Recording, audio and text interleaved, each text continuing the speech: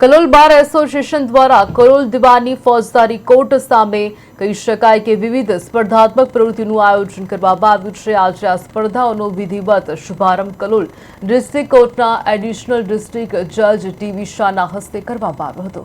આ પ્રસંગે Kalol chief court જજ એન.જે. ન્યાયી, અન્ય જજશ્રીઓ, બાર એસોસિએશન પ્રમુખ રાજેશભાઈ પી, હોદ્દેદારો, વકીલો તેમજ સ્ટાફ હાજર રહ્યો હતો।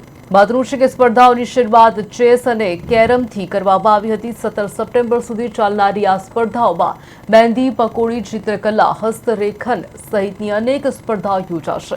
કુલ 126 સ્પર્ધકો આ સ્પર્ધામાં ભાગ લઈ રહ્યા છે। અંતે 17 સપ્ટેમ્બરના રોજ વિજેતાઓને પ્રોત્સાહિત ઇનામ આપીને સન્માનિત કરવામાં આવશે।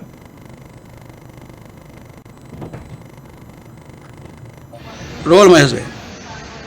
મારું નામ મહેશ કુમારજી પરમાર, કલોલ બાર એસોસિએશન। આજ રોજથી કલોલમાં અલગ અલગ ટુર્નામેન્ટોનું વકીલશ્રી માટે આયોજન કરવામાં આવેલ, જેમાં કેરમ, ચેસ, પકોડી, મહેંદી, ચિત્રસ્પર્ધા, હેન્ડ રાઇટિંગ એમ અલગ અલગ સ્પર્ધાઓનું આયોજન કરવામાં આવેલ અને